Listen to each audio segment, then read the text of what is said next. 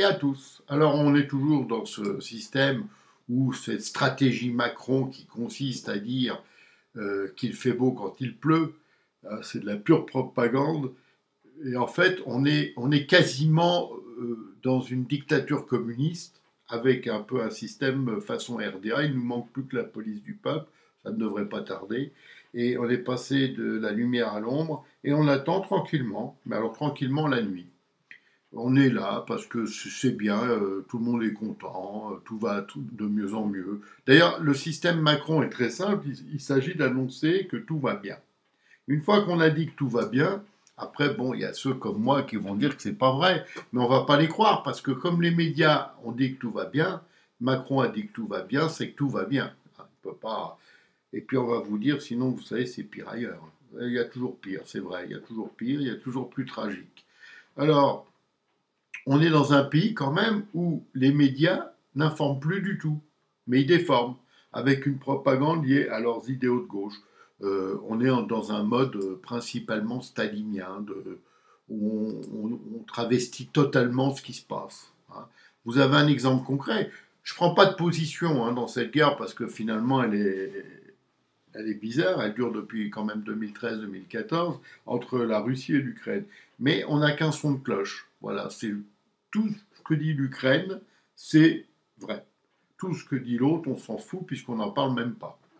Alors je rappelle quand même que Poutine, il y a quelques années, était un dieu vivant. Bon là, visiblement, il est tombé de son piédestal.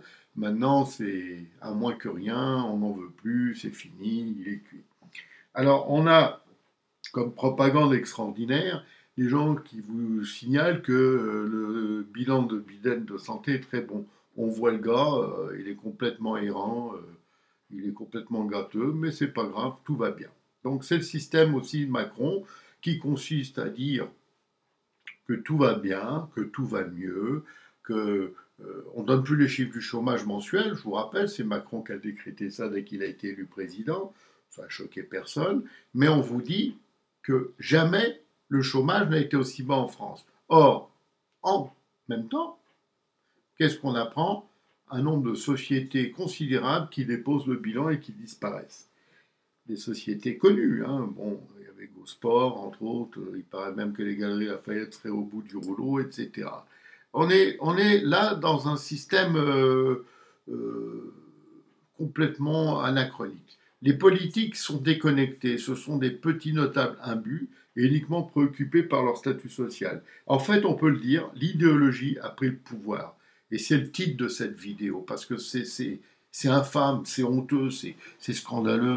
Mais ce qui est terrible, c'est que c'est un matraquage tellement permanent que ça finit par fonctionner, que les gens sont persuadés de ce qu'on leur a dit. On peut leur dire d'ailleurs n'importe quoi, c'est pas grave. Et la méthode Macron, comme je l'ai définie dans un article que j'ai publié il y a quelques jours, la méthode Macron, elle est simple, c'est de dire qu'il fait beau quand il pleut. Il fait beau quand il pleut, ça c'est simple, c'est gratuit. En attendant, qu'est-ce qu'on a? C'est la propagande, l'idéologie qui servent de couverture et la République qui est en train de devenir une république bananière, la France un pays du tiers-monde, parce que justement la réalité ne compte plus. On n'est plus dans un système où la réalité compte, on s'en fout, c'est pas grave. Vous avez un exemple concret, vous avez aujourd'hui des gens qui viennent de l'étranger, comme les Ukrainiens, les islamistes, les Africains, tout ce que vous voulez, eux, on leur donne tout, et aux Français, on leur dit fermez-la. Voilà. Salut, et c'est comme ça que ça marche. Alors, on est dans un système où, évidemment, les médias n'informent plus puisqu'ils déforment. Hein. On est là avec une propagande, une idéologie typiquement de gauche. On pourrait même presque parler de stalinienne, tellement c'est dans le ton actuel. Et on ne fait plus de la politique, on fait de l'idéologie. Voilà. Tout est idéologique. Hein. Alors on vous dit que les roses vont éclore à la Saint-Glinglin, elles seront prêtes pour la Saint-Glinglin. On s'en fout que ce soit à telle date, c'est pas grave, la réalité ne compte plus. Alors, ce qu'il y a d'extraordinaire dans ce système, c'est que vous avez des médias qui se disent de droite, même des médias indépendants soi-disant, et qui en fait, donne la parole à des fonctionnaires qui se plaignent de la réforme des retraites. Mais là où la malhonnêteté est totale, c'est qu'on ne dit pas le gars qui parle d'où il vient. Alors le gars qui parle, il vient d'où? Il vient de la CGT, bien entendu, donc il est communiste, il est avec la NUPES, et c'est logique qu'il soit contre une réforme, quelle qu'elle soit, de l'autre côté. On a toujours connu ça en France. Et ces fonctionnaires, en plus, hein, ce sont les seuls ici qui sont avec un emploi garanti, des avantages extraordinaires. Ils peuvent avoir même des prêts avec des taux préférentiels pour acheter une maison, un appartement. Et ils ont plein de choses. Ils ont des crèches, ils ont des centres de vacances. Regardez l'EDF, tout ça, c'est extraordinaire, quoi. En plus, eux, ils peuvent prendre des retraites plus tôt que n'importe qui. Ils travaillent souvent dans des travaux qui ne sont pas vraiment difficiles, on ne peut pas dire. Hein. Le mec est dans un bureau toute la journée, je ne crois pas qu'il soit trop fatigué, à moins qu'on lui ait mis une mauvaise chaise. Ça, c'est sûr que si le gars il a une mauvaise chaise, il n'est pas bien. Après, il a peut-être mal au dos et tout. Donc, il faut compatir. Mais nous hein, en attendant, il faut arrêter de nous prendre pour des cons. Parce que vous avez des gens qui travaillent comme vraiment dur, très dur. Eux, ils ont commencé jeunes parce qu'ils n'ont pas fait d'études, et ceux-là, on n'en a rien à secouer. Hein. C'est ceux-là qui vont payer pour tous les autres. Hein, faut pas vous tromper. C'est pas les gars de la CGT, de la SNCF, de l'EDF et de disons, tous ces repères de planqués. Hein. C'est pas eux qui vont payer. C'est toujours les mêmes. Donc on en est là. On est dans un système extraordinaire. Alors j'ai découvert dans ce système extraordinaire un truc inouï. Le déficit en 2021 est de 163,3 milliards d'euros. Alors qu'est-ce que c'est que le déficit? Je vais faire très simple.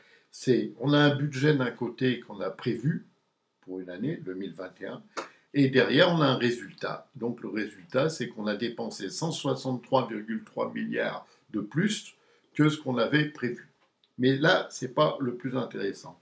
Ce qui est le plus intéressant, je vais vous le dire, c'est que le paiement, écoutez bien, le paiement des intérêts de la dette représente à lui seul 20% des dépenses de l'État français de l'année 2021.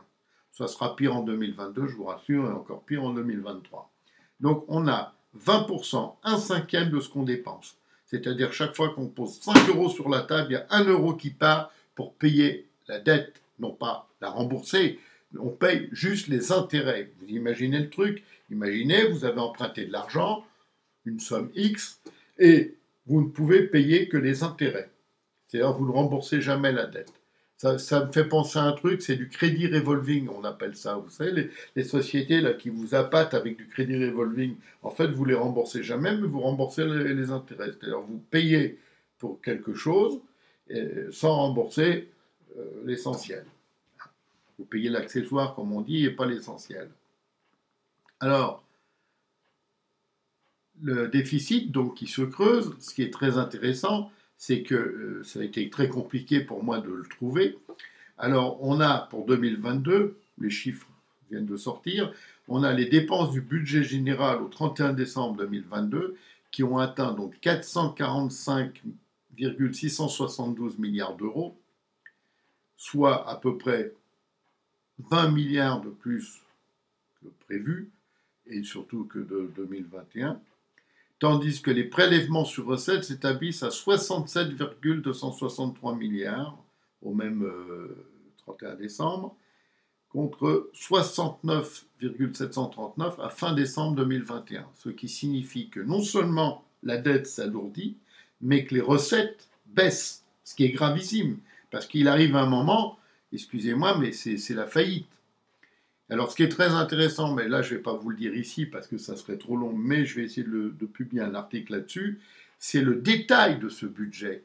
On s'aperçoit que, par exemple, pour l'éducation nationale, le sport, toutes les choses essentielles dans un pays, la culture, etc., le budget est très très faible. Et alors qu'on l'a éclaté, vous avez un budget énorme, énorme, à part la dette, évidemment, le remboursement des agios de la dette, vous avez un budget énorme pour tout ce qui est étrangers qui viennent en France. il serait colossal. J'essaye de creuser là-dessus parce que je voudrais vous donner un chiffre qui soit un chiffre réel. Donc, clairement, on est dans un pays aujourd'hui qui est en faillite. Il faut le savoir. Parce que arriver à un tel degré de dette et surtout d'ajout à payer, c'est la faillite. C'est-à-dire qu'une société normale, quand elle arrive à ça, les banques lui coupent le robinet et lui disent bah, maintenant vous ne pouvez plus payer, il faut déposer. Là, on ne va pas déposer, c'est l'État. Donc l'État, lui, il peut demander de l'argent à des banques. S'il ne le trouve pas en France, il peut le trouver même ailleurs. Hein, il y a une époque, paraît-il, je dis paraît-il parce que je ne voudrais pas d'histoire, vous savez, dès qu'on dit quelque chose que la télé n'a pas dit, ça n'existe pas. Il ne faut pas déconner avec ça. Bon, mais en attendant, de sources sûres, paraît-il, à une époque, la France empruntait, tenez-vous bien, à l'Allemagne, de l'argent chaque mois pour pouvoir payer certains fonctionnaires, notamment, mais ça vous ne le répéterez pas, hein, notamment du ministère de l'Intérieur. Mais bon, il ne faut pas le dire parce que ça va nous... Hein, on va passer pour des menteurs, ça c'est pas bien, c'est pas bien de passer pour des menteurs.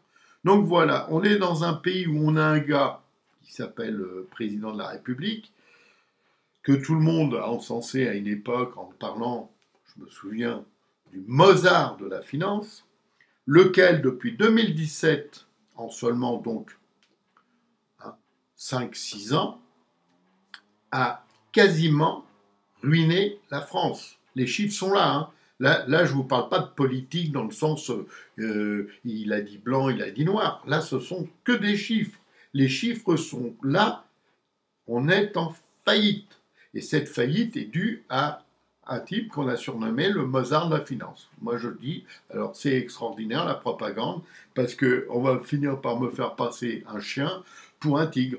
Et on me dira, tu n'as pas vu le tigre là qui est passé? Et je dirais, ben non, c'était un chien. On me dira, mais mon pauvre ami, tu ne comprends rien. Bon, sur ce, on s'en fout, parce qu'on est mal, on est très mal, et je vais vous dire une chose, on va être encore plus mal, ce qui semblait impossible. Mais voilà. Bon, alors, à ceux qui veulent suivre, merci. À ceux qui veulent nous soutenir financièrement, bravo. Et puis, partager, parce que nous, on n'a pas les moyens de tous ces gens qui sont subventionnés et qui sont dans la rue certainement pour manifester contre la retraite. Alors, je rappelle juste un petit détail pour ceux qui ont lu les textes et tout. La nouvelle retraite, soi-disant que M. Macron voudrait nous faire passer et qui fout la France en l'air à nouveau avec les gens dans la rue, des grosses manifs, le retour de la CGT qui était quand même un peu coulé. Eh bien, cette retraite, c'est d'ajouter en moyenne deux trimestres. C'est-à-dire, on parle d'une retraite à 64 ans, mais c'est pas vrai. Il faut lire, c'est pas vrai. En fait, la retraite, c'est de rajouter 2 trimestres à tous ceux qui vont pouvoir la toucher. Alors, la logique est complètement absurde parce qu'en fait, si on prenait un système simple, que je préconise depuis toujours, c'est-à-dire une retraite à la carte, les gens, quand ils sont employés, salariés, payent ce qu'ils veulent pour leur retraite, avec un minimum garanti, parce que sinon il y en a, ils paieraient zéro, ils se retrouveraient avec zéro. Donc un minimum garanti qui leur offrirait une retraite garantie, et ceux qui veulent être plus fourmis que cigales, ils paieraient plus, etc., etc. On n'aurait pas ce genre de problème, et on arrêterait de travailler quand on veut, à partir, disons, d'un âge X. Hein, c'est-à-dire ou au bout de X trimestres, ou à un âge défini, et point barre et basta. Ceux qui veulent peuvent continuer à travailler. D'ailleurs, je vous signale qu'il y a beaucoup de retraités qui sont obligés de travailler pour pouvoir manger. Hein. On en est là. Alors que vous avez des gens qui arrivent, on leur file 800 balles par mois, 800 euros si vous préférez, moi j'appelle ça toujours des balles, hein, je suis resté vieux jeu. On leur file 800 euros par mois, on leur file une petite maison, un petit appartement ou un petit hôtel. Et puis, vous avez, nous, de l'autre côté, des bons petits Français qui ont travaillé toute leur vie et qui ont rien. Mais ça gêne personne, hein, parce que ça se passe chez nous. Nous, on préfère voir ce qui se passe à côté, ailleurs, en Ukraine, là-bas, en Afrique, en je sais pas où, alors que c'est ici. C'est ici que ça se passe. Et c'est ça qui ne va pas. Quant aux politiciens là, de l'opposition, je ne les entends pas. Par contre, ils vous envoient des dizaines de mails par jour ou par semaine. Et là, ils vous disent, on est à votre écoute, on s'occupe de tout et tout. Vous leur répondez, eux, ils vous font un message tout cuit, tout fait, en vous disant qu'ils prennent en compte évidemment ce que vous allez leur dire, et ils vous répondent jamais. Alors ça, c'est valable pour tout le monde, hein, je vous rassure. Aujourd'hui, c'est comme ça, on est dans un système où plus on sait de choses rapidement, plus on communique rapidement, moins on arrive à se parler. Bon, j'arrête là parce que je vais m'énerver, c'est pas bon, vous le savez, etc. Alors j'espère à bientôt, et en attendant, bonne journée à tous.